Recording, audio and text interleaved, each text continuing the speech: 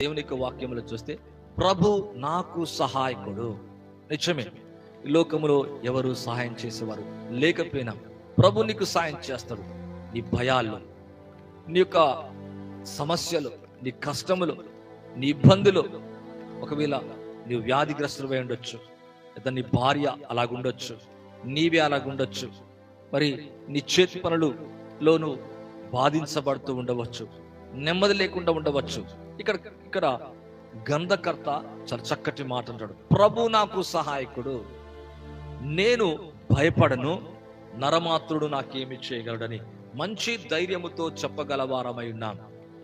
అనుదినం మన జీవితంలో భయము లేని జీవితం అనేది ఎవరికి ఉండదు. ఏదో ఒక విషయంలో భయము, ఆందోళన, కలవరం అనేది మన జీవితంలో చూస్తాం. అపవాది అనేవాడు ఎప్పుడు కూడా మనుషుల్ని భయపెట్టడానికి చూస్తాడు.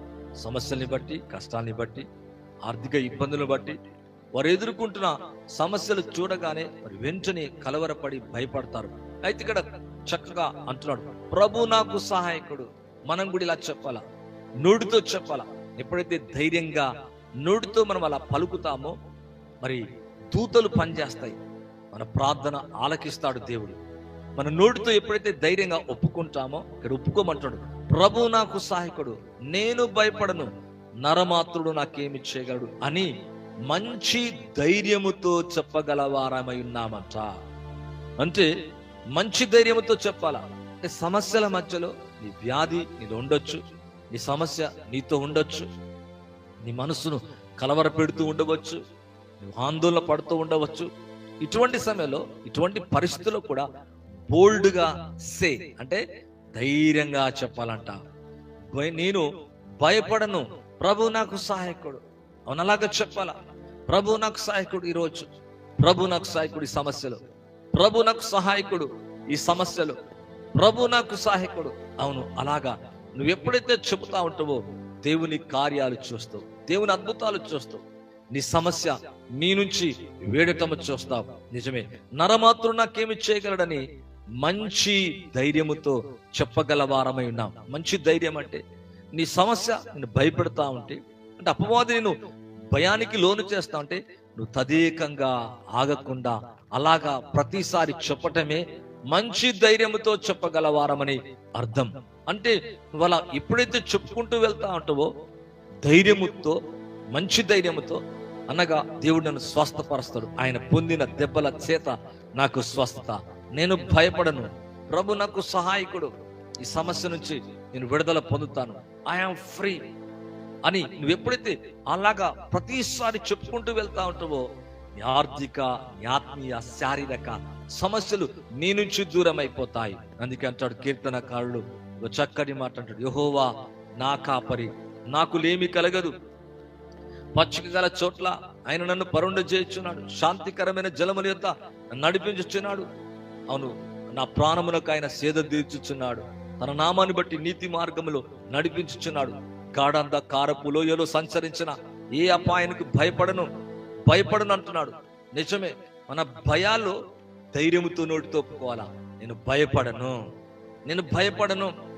భయం ముంచి వేస్తుంది. భయం మనల్ని మన జీవితంలో వ్యాధి ఇంకా పెంచుతుంది, మనల్ని ఇంకా కలవర పెడుతుంది, మనలో ఉన్న శాంతిని దొంగిలించేలాగా చేస్తుంది. అంటే మన సమస్యను చూడగానే అపవాది వాని యొక్క ఆయుధం ఏంటంటే, దెయ్యము దాని యొక్క ఆయుధం ఏంటంటే, దెయ్యము దాని యొక్క బలమైన ఆయుధం ఏంటంటే నేనేమిచ్చేది కానీ నేను భయపడతా ఉంటది. ఈరోజు నువ్వు భయపడడానికి వీల్లేదు. శక్తియు, ప్రేమయు, ఇంద్రియ నిగ్రహ శక్తి గల ఆత్మనిచ్చితిని కానీ పిరికితనము గల ఆత్మను దేవుడు ఇవ్వలేదు. అందుకే వాక్యాన్ని వినాలా, వాక్యాన్ని చదవాలా, వాక్యాన్ని ధ్యానించాలా. ఆయన ఆజ్ఞలు, ఆయన వాక్యాన్ని మనం ఎప్పుడైతే ధ్యానిస్తామో, వాక్యములో ఉన్న సంగతులను ఎప్పుడైతే మన మనస్సులో ఎప్పుడైతే పెట్టుకొని వాటిని ధ్యానిస్తామో, ఈ సమస్యలు, చీకటి, ఈ భయం, ఈ ఆందోళన, ఈ కలవరం, నీ హృదయాన్ని కలవరపెట్టి, భయపెట్టి, మనసును భయపెట్టి, మనసుతో యుద్ధము చేసే ఏ సమస్య అయితే ఉందో ఆ సమస్యలు నీ మనసులోకి వెళ్ళి తొలగిపోతాయి. ఈ మధ్యాహ్న కాల సమయంలో, అవును ప్రభు, ఈ ఉదయ కాల సమయంలో ప్రభు అటువంటి కార్యం చేయను గాక.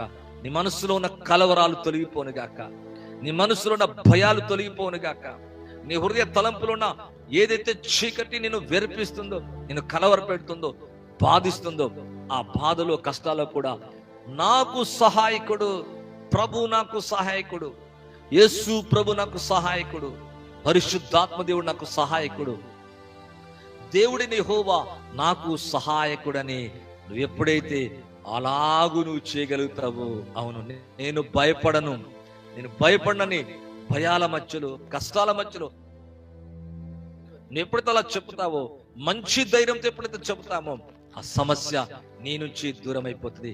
ఈ యొక్క లైవ్ ద్వారా, అనగా ఈ వినికిడి ద్వారా, ఈ ఆడియో ద్వారా, ఇది వింటూ ఈ సమస్యలో ఉండి నువ్వు చూస్తుండగానే నీ సమస్య నీకు దూరం అయిపోనుగాక. కనుక ఈ రోజు నుంచి మనం చెబుతాం, ప్రభా నీవు నాకు సహాయకుడు. ఈ కష్టాల మధ్యలో, ఈ దుఃఖాల మధ్యలో, ప్రభా ఇబ్బందుల మధ్యలో, ఈ ఆర్థిక సమస్యలు, ఈ వ్యాధిలో, ఈ భయములో, ప్రభా ఈ కష్టాల్లో, ఈ నేను చెప్పుకోలేని ఈ సమస్యలు నాకు నువ్వు సహాయకుడు, నేను భయపడను, నాకు నువ్వు సహాయకుడు, ప్రభా నువ్వు నాకు సహాయకుడు అయ్యా అని అలాగనే ధైర్యముతో, మంచి ధైర్యంతో, అనగా కంటిన్యూటీగా అలా చెబుతూ ఉన్నప్పుడు బలమైన కార్యాలైతాయి. భయము అనేది మరి మనిషి యొక్క జీవితంలో అనేక సమస్యలు తీసుకొస్తాయి. అపవాది యొక్క ఆయుధమే భయము. పిల్లలరా, మీరు బైబిల్లో గనుక చూస్తే మరి పేతురు ఒకసారి నీళ్ళ మీద కొంతసేపు నడిచినట్లుగా, యేసుప్రభు రమ్మన్నట్టుగా, నీవే అయితే నేను నడుచుటకు రమ్మని చెప్పినప్పుడు కొంత దూరము దాకా చక్కగా నడిచాడు. గాలిని, తుఫాను చూడనప్పుడు కొంతసేపు నడిచాడు. ఎప్పుడైతే గాలిని చూశాడు, తుఫాను చూశాడు, అతడు మునిగిపోసాగాడంట. అంటే ఈరోజు ప్రజలు మునిగిపోతున్నారు, కలవరపడుతున్నారు, భయపడుతున్నారు, పరిస్థితులు చూస్తున్నారు. ఒకవేళ నీ తలకు మించిన సమస్యలు ఉన్నాయా? దుఃఖముతో ఉన్నావా? హృదయ వేదనతో ఉన్నావా? కలవరతో కూడిన మరి జీవితాన్ని జీవిస్తున్నావా? అప్పులను బట్టి, ఆర్థిక సమస్యలను బట్టి, మరి నీ జీవితంలో ఎక్కడికి వెళ్ళినా, ఏ స్థలానికి వెళ్ళినా నీ సమస్య తీరుతలేదా? నీ వ్యాధి తొలగట్లేదా? అయితే నువ్వు ఆందోళన చెందుతున్నావు, నువ్వు కలవరపడుతున్నావు. ఇప్పుడు చెప్పాలా, ప్రభా ఇక నీవే నాకు సహాయం, ఇక నీవు తప్ప నాకు సహాయం చేసేవారు ఎవరు లేరయ్యా, ప్రభు నాకు సహాయకుడు, నేను భయపడను. ఇటువంటి సమస్యల మధ్యలో ప్రభునందు, యేసు ప్రభునందు, ఆయన కార్చిన రక్తమునందు, ఆయన దెబ్బలనందు విశ్వాసముతో నీ విధంగా చెప్పాలా, నేను భయపడను. నీ ఉద్యోగ పరిస్థితులను భయపడుతున్నావా? నీ కలిగిన కుటుంబాల సమస్యలను బట్టి భయపడుతున్నావా? లేదా ఉన్న చోట నీ పరిస్థితులు భయపడుతున్నావా? నేను భయపడా, నరమాత్రుడు నాకేమి చేయగలడు అనే మంచి ధైర్యముతో నువ్వు చెప్పాలంట. ఈరోజు ఎవరైతే అలా చెబుతూ ఉన్నారో, మీ జీవితాల్లో దేవుడు బలమైన కార్యాలు, గొప్ప కార్యాలు మీ జీవితంలో జరిగించడం మీరు చూస్తారు. అవును, ప్రభు మీ సమస్యలన్నీ దూరం చేయను గాక. కీర్తన గ్రంథం 18వ అధ్యాయం 1-2 వచనాలు చూస్తే, యెహోవా నా బలమా, నేను నిన్ను ప్రేమించుచున్నాను. యెహోవా నా శైలం, నా కోట, నన్ను రక్షించువాడు, నా కేడం, నా రక్షణ శృంగం, నా ఉన్నత దుర్గం, నా దేవుడు, నేను ఆశ్రయించిన నా దుర్గం. నిజమే, నీ ప్రభువు, నీ రక్షకుడు నీకు ఆశ్రయ దుర్గంగా ఉంటాడు, ఆయన కోటగా ఉంటాడు, ఆయన నీకు బలముగా ఉంటాడు. నేను నిన్ను ప్రేమించుచున్నాను. యెహోవా నా శైలం, నా కోట, నా రక్షణ శృంగం, నా ఉన్నత దుర్గం. ఎంత చక్కగా అంటున్నాడండి. ఈయనకు సమస్యలు లేవా? దావీదు నిత్యం తరమబడుతున్నాడు, దావీదు నిత్యం భయపడుతున్నాడు. దావీదు యొక్క జీవితంలో అనేక సమస్యలున్నాయి, అనేక కష్టాలున్నాయి. సౌలు వెంటాడుతూ, అడుగు మాత్రమే నాకు మరణము దగ్గర ఉంది అంటున్నాడు. అంటే ఇటువంటి సమయంలో కూడా ఏమంటే, యెహోవా నా బలమా, నేను నిన్ను ప్రేమిస్తున్నాను. అవును, యెహోవా నా శైలమా. నువ్వు కూడా అలా చెప్పాలా, నా కోట, నా శైలమా, నా శృంగమా, నా కేడమా, నా రక్షణ శృంగమా, నా ఉన్నత దుర్గమా, నా దేవుడు, నేను ఆశ్రయించుచున్న నా దుర్గం. అవును, లోకములో దేన్ని ఆశ్రయించినా, నువ్వు దేన్ని ఆశ్రయించినా, వీళ్ళు డబ్బును కానీ, లోకాన్ని కానీ, మనుషులను కానీ, ఒకవేళ డాక్టర్స్ని కానీ, వ్యక్తులను కానీ, వీరు పర్వాలే, వీరు నాకు ఆశ్రయం అన్న వారు కూడా నీకు మోసము చేయవచ్చు. ఒకవేళ నీకు సహాయకంగా ఉండకపోవచ్చు. కానీ దేవుడు నమ్మదగిన దేవుడిగా ఉంటాడు, నిన్ను విడిచిపెట్టాడు, నిన్నెన్నడు కూడా ఎడబాయడు. అందుకే మిమ్మల్ని అనాథలుగా విడిచిపెట్ట అంటాడు. నిజమే, ఇదిగో యుగ సమాప్తి సదాకాలం మీతో కూడా ఉన్నాడట. ఇక్కడ చాలా చక్కగా అంటున్నాడు కీర్తనకారుడు ఈ 18వ అధ్యాయం 1-2 వచనాలు. నా బలమా, నేను నిన్ను ప్రేమిస్తున్నాను. You are my strength. Yes, ఈరోజు అలాగా చెప్తాం. You are my strength lord. నా మనసులో నీవే స్ట్రెంగ్త్, నా బాడీలో నీవే స్ట్రెంగ్త్ అయ్యా, నా స్పిరిట్ లో నీవే స్ట్రెంగ్త్ యేసయ్యా. దయచేసి నాయన నీవు నా strength, you are my strength, you are my strength. Yes, అలాగా మనం ఎప్పుడైతే చెప్పుకుంటూ వెళ్తామో నీవు నా స్ట్రెంగ్త్, అవును నేను నిన్ను ప్రేమిస్తున్నాను, నీవు నా శైలం, నీవు నా కోట, నీవు నా దుర్గం, అవును నా ఉన్నత స్థలం. నిజమే, ఈ ప్రేయర్ రిక్వెస్ట్ పెట్టొచ్చు ప్రియులారా. ఈ లైవ్ వింటుండగానే దేవుడు ఒక బలమైన కార్యం మీ కొరకు చేయబోతున్నాడు. మీ వ్యాపారములో, మీ ఆరోగ్యములో, మీ వ్యక్తిగతంగా, మీ కుటుంబంలో, మీకు భార్య భర్త, మీ వ్యక్తిగత జీవితంలో దేవుడు కార్యము చేయబోతున్నాడు. అవును, ఇక్కడ అంటున్నాడు, నా దేవుడు నేను ఆశ్రయించుచున్న నా దుర్గం. అవును, యేసే నువ్వు ఆశ్రయించావు కనుక ఆయన నిన్నెన్నడూ కూడా విడిచిపెట్టడండి. ఇక్కడ అందుకే అంటాడు మరి కీర్తన గ్రంథం 117:9 చూస్తే, ఇశ్రాయేలులారా యెహోవాను నమ్ముకొనుడి, ఆయన వారికి ఆశ్రయము, వారికి సహాయం వారికి ఇయ్యడం. అహరోను వంశస్థులారా యెహోవాను నమ్ముకొనుడి, ఆయన వారికి సహాయం వారికి ఇయ్యడం. యెహోవా యందు భయభక్తులు గల వారులారా యెహోవా యందు నమ్మిక ఉంచుడి, ఆయన వారికి సహాయం. మరలా అంటున్నా, ఇశ్రాయేలు వారితో చెప్తున్నాడు, వాళ్ళు నమ్ముకొనుడి, ఆయన వారికి సహాయం వారికి కేడం. అహరోను వంశస్థులారా యెహోవాను నమ్ముకొనుడి, ఇశ్రాయేలు వంశస్థులారా నమ్ముకోండి, అహరోను వంశస్థులారా నమ్ముకోండి, యెహోవా యందు భయభక్తులు గలవారా నమ్ముకోండి. అంటే ఎటువంటి కేటగిరీ అయినా, ఎవరైనా అన్యుడైనా, క్రైస్తవుడైనా, ఒకవేళ యాజకుడైనా, యాజకుడు కాకపోయినా, విశ్వాసైనా, ప్రతి ఒక్కరు ప్రభుని నమ్ముకోవాలి. ఆయన వారికి సహాయం వారికి కేడమంట. ప్రభు నీకు సహాయంగా ఉండబోతున్నాడు. తన దక్షిణ హస్తాన్ని నీకు తోడుగా ఉంచబోతున్నాడు. నీ భయం నీ నుంచి విడుదల కాబోతుంది, నీ సమస్య నీ నుంచి వీడిపోబోతుంది, నీకు నెమ్మది కలగపోతుంది, నీ ఆర్థిక పరిస్థితులన్నీ కూడా మారబోతున్నాయి. వ్యాపారములో బలమైన కార్యము చూడబోతున్నావు. ఇక్కడ అంటున్నాడు, ఇశ్రాయేలులారా యెహోవాను నమ్ముకొనుడి, ఆయన వారికి ఆశ్రయం వారికి సహాయము వారికి ఇయ్యడం. అహరోను వంశస్థులారా యెహోవాను నమ్ముకొనుడి, ఆయన వారికి సహాయము ఇయ్యడం. యెహోవా యందు భయభక్తులు గలవారలారా యెహోవా యందు నమ్మిక ఉంచండి. ఈరోజు ప్రభునందు నమ్మిక ఉంచిన నీవు సిగ్గుపడవు, భయపడవు, నువ్వేమాత్రం కూడా దిగులు పడవు, లేదా నిన్ను చెయ్యంత మాత్రం కూడా విడిచిపెట్టడు.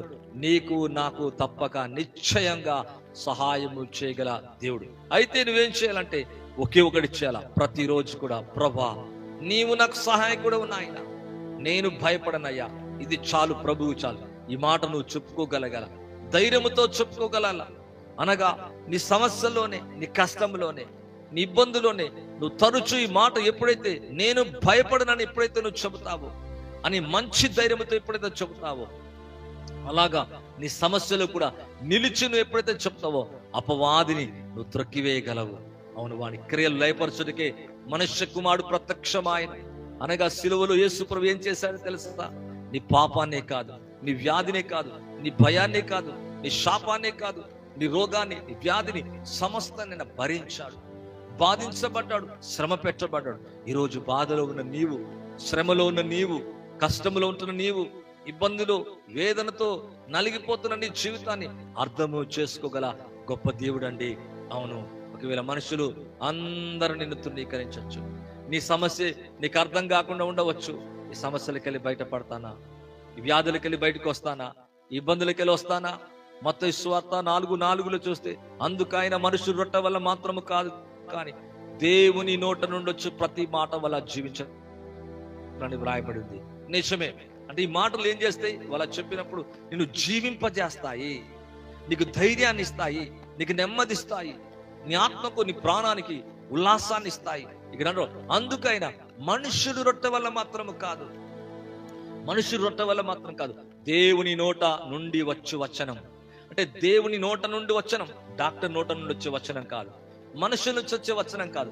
దేవుని నోట నుండి వచనాన్ని నువ్వు తీసుకోవాలా, నీ నోట్లో ఉంచుకోవాలా, నీ హృదయంలో ఉంచుకోవాలా, నీ మనసులో ఉంచుకోవాలా, నువ్వు చెప్పాలా. అలాగా ప్రభు నాకు సహాయకుడు, ఆయన మాటలు నిన్ను బ్రతికిస్తాయి. రొట్టె మాత్రం వల్లే కాదు, దేవుని నోట నుండి వచ్చే మాట నేనేం చేస్తానంటే ప్రతి మాట అంట, ప్రతి మాట అది స్వస్థత కొరకు కావచ్చు, అది అభివృద్ధి కొరకు కావచ్చు, అది ఆరోగ్యం కొరకు కావచ్చు, అది సమృద్ధి కొరకు కావచ్చు, అది లేకపోతే మరి నీ సమస్య తీరడానికి కావచ్చు. ప్రతి మాట వలన అవును, దేవుని నుంచి వచ్చే ప్రతి మాట వల్ల జీవించినని వ్రాయబడి ఉన్నది. అంటే దేవుని నుంచి వచ్చే ప్రతి మాట నీ నోట ఉండాలా, నీ పాటగా ఉండాలా, నీ నోట ధైర్యంగా నువ్వు పలుకుతూ ఉండాలా, చెప్పాలా, నువ్వు ధైర్యంగా చెప్పాలా. ఈ ఆర్థిక సమస్యలు తీరిపోయి సమృద్ధి కలుగుతుంది. నాకు నువ్వు మంచి గృహాన్ని ఇస్తాడు దేవుడు, నా ఆర్థిక సమస్యలు, నా అప్పులు తొలగిస్తాడు, నా కుటుంబంలో నా పిల్లల భవిష్యత్తును దేవుడు దీవిస్తాడు, వారికి మంచి చదువులు ఇస్తాడు, మంచి ఆరోగ్యం ఇస్తాడు. అవును, ఈ సమస్య ఏదైతుందో, నేను ఏదైతే ఎదుర్కొంటున్నావు, అది సంఘములో, కుటుంబంలో, నా వ్యక్తిగతంగా దేవుడు దాన్ని దూరపరుస్తాడు. ఎంత చక్కని దేవుడు అండి. అంటే దేవుడు కూడా ఈ భూమి మీద ఉన్నప్పుడు, యేసు ప్రభు కూడా భూమి మీద ఉన్నప్పుడు అపవాదిని ఎలా జయిస్తున్నాడు తెలుసా? ఆయన నోట నుంచి వచ్చే దేవుని, అంటే ద్వితీయోపదేశ కాండంలో మాటలు మాట్లాడుతుంది. ఈ రాళ్ళు రొట్టెలుగా ఆజ్ఞాపించు, అపవాది అంటుంది. పట్టణంలోకి తీసుకెళ్లి, ఎత్తైన స్థలం మీద తీసుకెళ్లి నువ్వు దునుకున్నప్పుడు మళ్ళా తిరిగి వాక్యంతోనే మాట్లాడుతున్నాడు. వాక్యముతో శత్రువుని ఎదిరిస్తున్నాడు. ఈరోజు నీ బలం నీ వాక్యమే. నీ బలము, నీ శక్తి ఏంటంటే దేవుడే, దేవుని మాటలే. అవి ఆత్మయు జీవం, ఆత్మ ఖడ్గం. అవును, ఎప్పుడైతే నువ్వు అలా చెబుతావో, నువ్వు నోటితో ఎప్పుడైతే ధైర్యముతో, మంచి ధైర్యముతో ఎప్పుడైతే చెబుతావో, ఈ సమస్యలన్నీ దూరం అయిపోతాయి. ఈ మధ్యాహ్న కాల సమయంలో మరి ఈ లైవ్ వీక్షిస్తున్న నీ జీవితంలో గ్రేట్ థింగ్స్ జరుగునుగాక, బలమైన కార్యాలు జరుగునుగాక. ఇది లూకా సువార్త 2వ అధ్యాయము ఒక మాట ఉందండి. 2వ అధ్యాయం, లూకా సువార్త 2వ అధ్యాయము 19వ వచనాన్ని చదువుతుండండి. 19వ వచనాన్ని కనుక చదివినట్లయితే ఒక మాట ఉంది. అయితే మరియ ఆ మాటలని తన హృదయములో తలపోసుకుంటూ భద్రము చేసుకుందంట. నిజమే, దేవుని యొక్క వాక్యాన్ని మనం ఏం చేయాలంటే, గొల్లల ద్వారా మాట్లాడిన మాటలు, దూత ద్వారా పలికిన మాటలు తన హృదయములో తలపోసుకొని భద్రం చేసుకుందంట. అంటే మనం కూడా ఏవేవో లోకము సంబంధించిన ఈ న్యూసెస్, లేదా ట్విట్టర్ నుంచి, లేదా వాట్సాప్ నుంచి, ఫేస్బుక్ నుంచి వచ్చినాయి, లేదా టీవీ నుంచి వచ్చిన మాటలు, అదే డాక్టర్లు లోకము చెప్పిన మాటలు, భయపెట్టే మాటలు హృదయములో, తలంపులలో తలపోసుకొని భద్రపరచుకోవద్దు. కానీ దేవుని యొక్క వాక్యాన్ని, దేవునిచ్చి విన్నది నువ్వేం చేయాలంటే తలపోసుకొని భద్రపరచుకోవాలా. ఈరోజు అలాగా మనం ఎప్పుడైతే చేస్తామో, మన హృదయ తలంపులన్నీ క్లియర్ అయిపోతాయి. అనగా భయాలు వీడిపోతాయి, కలవరాలు వెళ్ళిపోతాయి, చింత వెళ్ళిపోతుంది, నిరాశ వెళ్ళిపోతుంది, నిస్పృహ నీ నుంచి వీడిపోనుగాక, భయము నీ నుంచి తొలగిపోనుగాక. తలపోస్తుందంట, మాటలన్నీ తలపోస్తుంది. యేసు ప్రభు ఒకప్పుడు మరి చిన్నప్పుడు మరి ఆయన ఆలయంలో ఉన్నప్పుడు తల్లితో, నేను ప్రభు తండ్రి యొక్క పనుల మీద నేను ఉండవాలని మీకు తెలియదా అన్నప్పుడు ఆ మాటలు కూడా తలపోసుకుని భద్రపరుచుకుందంట. అంటే తన హృదయంలో ఎప్పుడు కూడా తలపోసుకొని భద్రపరుచుకునే ఒక గుణం ఉంది. ఈరోజు దేన్ని తలపోసుకుంటున్నాం, దేన్ని ఆలోచిస్తున్నాం?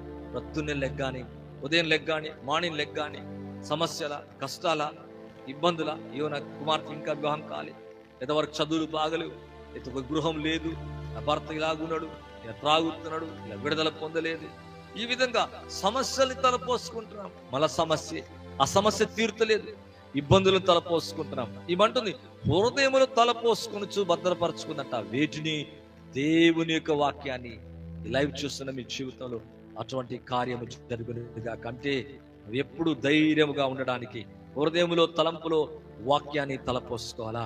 మార్కు సువార్త మరి దేవుని యొక్క వాక్యంలో కనుక చూసినట్లయితే 13వ అధ్యాయము 31వ వచనాన్ని చదువుతుందండి. 13:31 చదివినట్లయితే, ఆకాశం భూమి గతించును కానీ నా మాటలు గతించవు.